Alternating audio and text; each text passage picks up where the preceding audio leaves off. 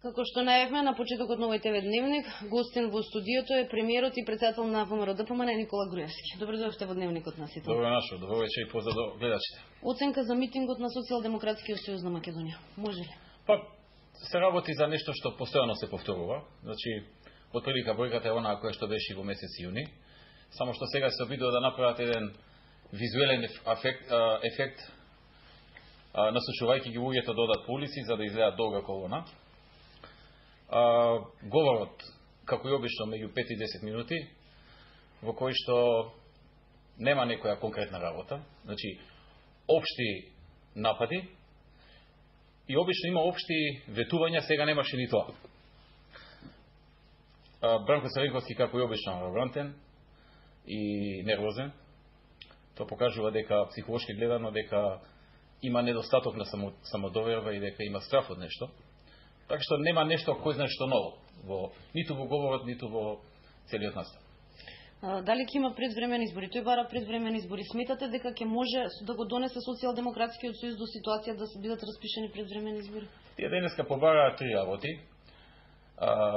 Да се изврши измена на законот за избори, да се направи почистување на списоците и распуштање на парламентот. Првите две дни одамна ги имаме почнато, при крај се.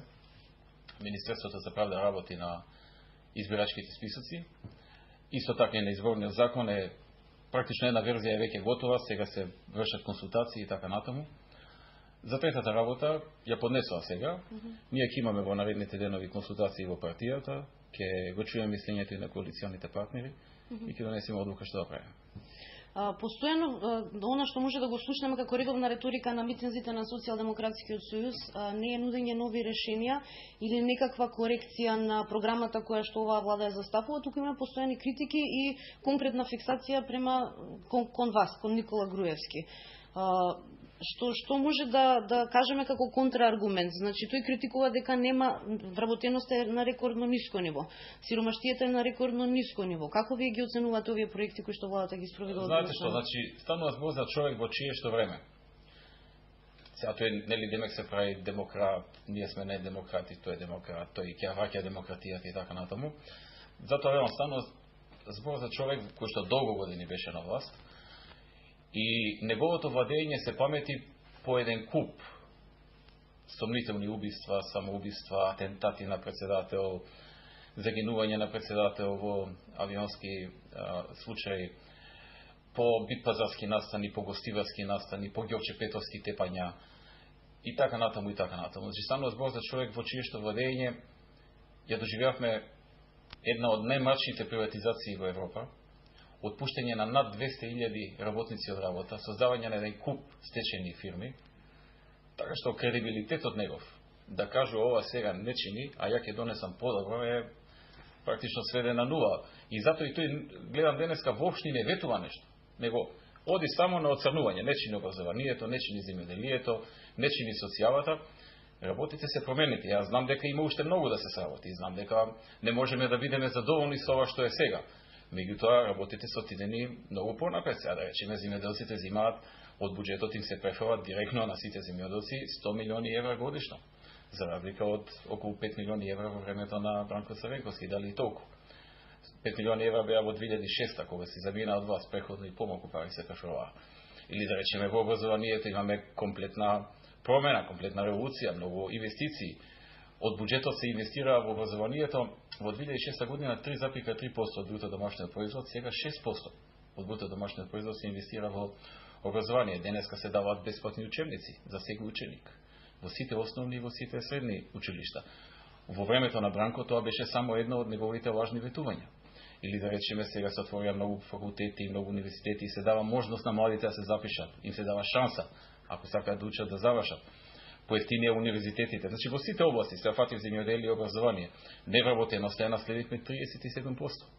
За 2 години дојдовме до 32%. Не фати кризата, стагнираме 2 години, значи нема ни зголемување, ни намалување за време на кризата, меѓутоа наследивме 37% од времето на Бранко Црвенковски. Така што како оди борбата против корупцијата и организираниот има минато во кое што го докажа својот начин на работење и во демократски смисол, со многу тепачки по гостивари, по Битпазар, по Ѓорче Петров, атентати и така натаму, и во економски смисол, со 37% невработеност, со наместо пари тепање на земјоделците, со никакви инвестиции, само важни ветувања во образованието, со никакви реформи во здравството, сега да речеме се набавува опрема од 100 милиони евра, 90 до 100 милиони евра опрема во сите здравствени установи, или да кажеме почна реновирање на повеќето јавни здравствени установи, кој што ќе заврши во наредните 2-2,5 години чекор по чекор, кој што исто така околу 100 милиони евра. Значи, токму затоа тој не оди со детални говори. Ако сте забележале, јас кога имам говор трае подолго и понекогаш ме критикуваат зашто е толку долго, затоа што имам што да кажам, што сме направиле, а имам и програма да кажам што ќе правиме понатаму. Тој нема со што да се пофали во минатото, ниту тој, ниту генерално партијата, ниту па има некој сериозен конкретен план што ќе прави во иднина. И затоа оди општо. Нечиња во образованието, во пропаст е земјоделието, во пропаст е економијата, во пропаст е социјалата, ние ако дојдеме ќе ја средиме работата и ќе ја вратиме демократијата. А што, како, со кого, кој е трак рекордот, кој е историјата на неговото делување, тој не е нов. Да е некој нов може да каже, дајте ми шанса па ќе покажам тоа и тоа. Што има дела за себе. Има една мрачна приватизација, има 200.000 невработени, има 5 милиарди евра приватизација која што не се знае како се распачка со закони донесени на таков начин во тој парламент, за да може да си од законот, а да е распределат со символични суми. Така што тој аспект не ми е никакво изненадување денешниот настан, затоа што очекував 5 до 10 минутен говор, очекував општи напади, без конкретни работи, единствено очекував и општи ветувања што денеска ги избегна. Тоа е тоа. Факт е дека Социјалдемократскиот сојуз на Македонија никогаш не бил послаб како партија, меѓутоа од друга страна пак нели ви создава на вас можеби тоа премногу комотна позиција на сигурност во владењето. Не. Ние сме фокусирани на програмата и на решавање на проблемите. Живееме во тешко време, ни се случи и како држава, и како нација, и како партија, и како влада, светска економска криза, која што неминовно мораше да влијае во Македонија. Тоа нормално не го планиравме во времето кога ја правевме програмата и кога одевме на избори. Ни се сменија некои планови, моравме да одиме со 4 пакети по 100 антикризни мерки во нив, кои што дадоа свој резултат. Тој резултат е сериозно ублажување на ударот што можеше да ни се случи, а што и се случи на многу други држави тргнувајќи, дали тоа е Романија, дали тоа е некој од европските земји, да не зборуваме за Грција, за Ирска, за Исланд, за Балтичките држави, па дури и најмокните држави во Европа од типот на Англија, која што отпушта околу 500.000 луѓе од јавната администрација, намалуваат пензии, намалуваат плати во јавниот сектор, драстични кратења на многу работи затоа што кризата ги удари сите. Така што од тој аспект, кога ќе се споредиме со сите земји, 4 пакети во кои што има по 100 антикризни мерки дадоа ефект, меѓутоа за жал не ни овозможија во целост да ги реализираме замислата. Јас сум убеден дека ако за првите 2 години ние имавме намалување на невработеноста од 37 на 32%, немаше никаква причина во наредните 2 години да не дојдеше за уште 5% намалување, да речеме на 27%, и во наредните 2 години уште за 5%. Меѓутоа кризата тоа го спречи, но пак е добра околност што тие антикризни мерки не дозволија да дојде до враќање на невработеноста на 37, например, колку што е наследивме од времето на ССМ и на Бранко Црвенковски. Тие го користат тоа. Значи, ја користат светската економска криза да прикаже дека немаме некаков напредок. Народот нормално чувствува проблеми, криза си е криза, не го интересира кој е виновен, кој е прав, кој е крив, и на таа база креираат една негативна слика со општи плукања.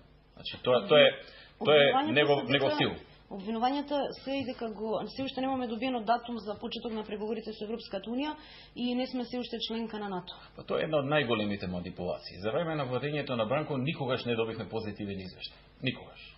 И за време на владењето на СДСМ. Ниту еднаш Македонија немаше позитивен извештај. Ниту еднаш не доби препорака за почеток на преговорите. Ние добивме 2 години проект и позитивен извештај и препорака за почеток на преговорите. И сите знаат дека, и тоа не е тајна, дека и него кријат дури надворешните фактори, дека главниот проблем е барањето за промена на името, идентитетот, нацијата, јазикот. И сега само и Бранко Црвенковски манипулираат со тоа. Значи, тие цело време кажуваат, оваа влада не е способна да не внеси во НАТО и ЕУ, а не кажуваат, не довршуваат дека всушност ние си ја завршивме работата што си ја завршија сите други држави кога влегуваа во НАТО и ЕУ, туку дека од нас се бара едно непринципиелно менување на јазик, на националност, на име на држава и ред други работи кои што се детали, не би обременувал сега, и не кажува како тој тоа ќе го реши. Како на времето, ако се сеќавате, 2008 година, кога Шекеринска излезе и кажа, ако победи СДСМ, за 6 месеци влегуваме во НАТО или така некако. А како ќе влезете за 6 месеци, не кажува, значи тоа подразбира дека за 6 месеци они ќе го решат проблемот.